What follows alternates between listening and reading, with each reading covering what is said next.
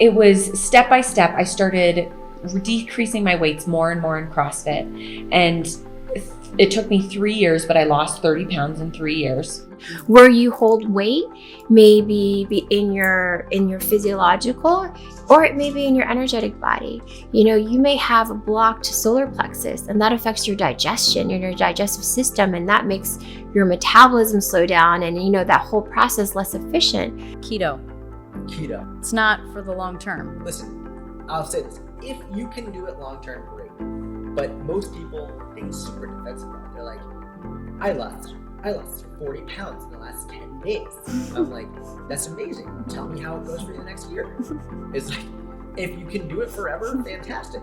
Personally, I like going to a party and having potato chips without feeling like I'm a failure. But that's just me. Walking after you eat, in the health and wellness, they call it like postprandial, so it's super important. It's really good to blunt that blood sugar response so that it doesn't spike.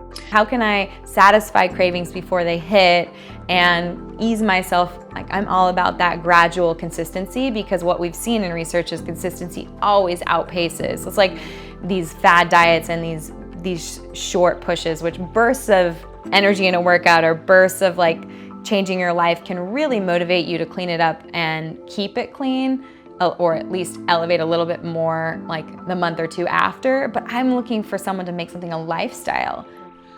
When you look at the blue zones, when you look at areas where people are living a disproportionately long period of time, in Nicoya and Sardinia and Okinawa and Loma Linda and all these blue zone hotspots around the world, you do see, no matter whether they're more plant-based, no matter whether they're high carb, low fat, high fat, low carb, no matter the type of plants and herbs and spices that they're using, key characteristics of each of those populations that in sort of a Venn diagram overlap no matter what the diet is.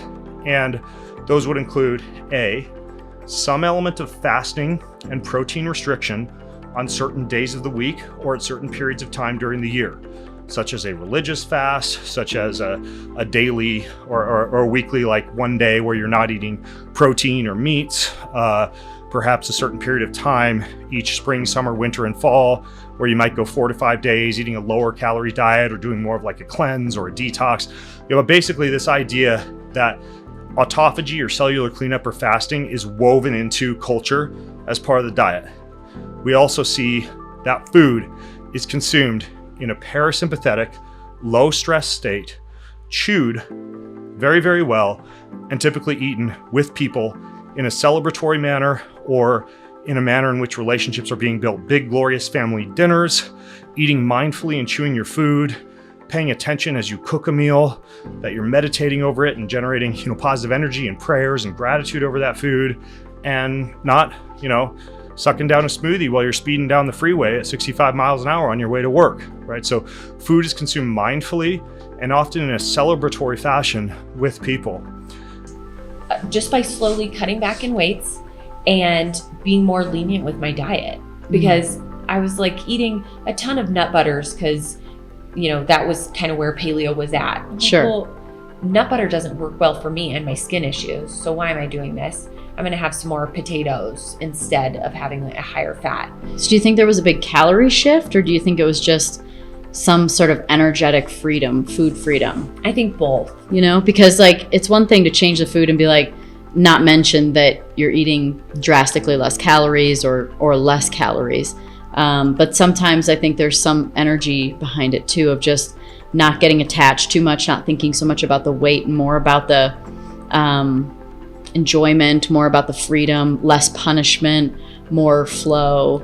Well, and it's less cortisol then because you're not stressing. Yeah. So that's what I think was one of the main things. I definitely, obviously calories are a huge part of weight loss, but I think that shift in stress hormone that happened in my body by working out less and by stressing less about food. Yeah. Because I stopped thinking about it all the time. It didn't consume my entire day. When you say put the energy into your food, that still is a little bit of a confusing directive. So maybe go through the process of how exactly you do it. So now you've connected, right, with that feeling from doing your gratitude, your gratitude practice, your gratitude list. You can feel how it feels when you're super grateful about something. You love it so much, right? Mhm. You're going to go downstairs to your kitchen, or maybe you don't have stairs. You're going to go to your kitchen, and now you're preparing whatever it is that you're making, something to drink, water, tea, you're making your food.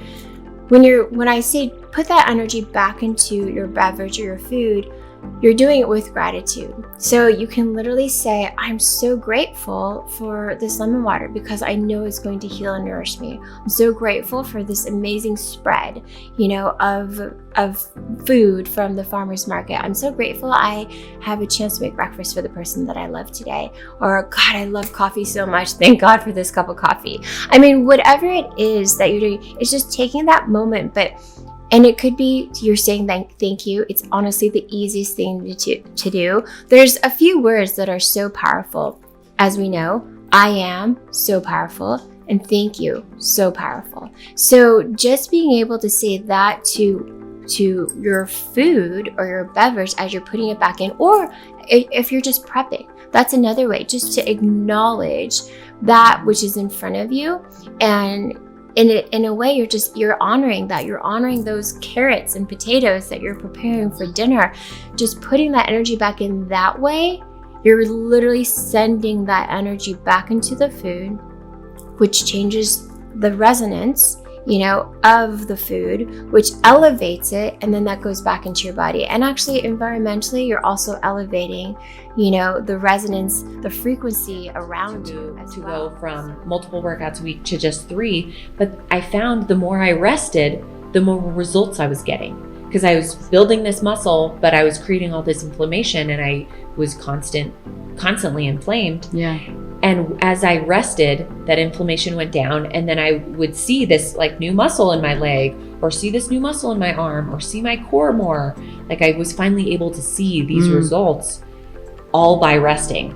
So we might just need to address your solar plexus, and some key foods to eat there, and some key foods to maybe like substitute out. And it's less adding on 30 minutes of exercise, and less, about calories or intake. So with each person, it's a little bit different. I could eat a meal that was like, chicken and spinach kind of thing, and it would spike my blood sugar more than other meals. And I'm thinking like it's just chicken and spinach. And that's because, your blood does change with protein. It's like fat's the only thing that doesn't have any effect.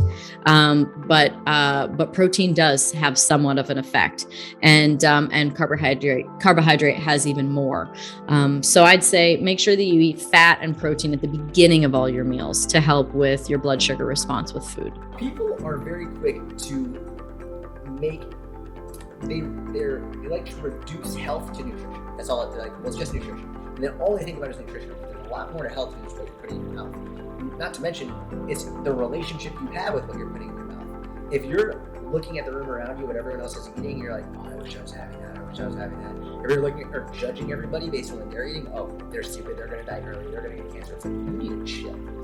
You need to relax.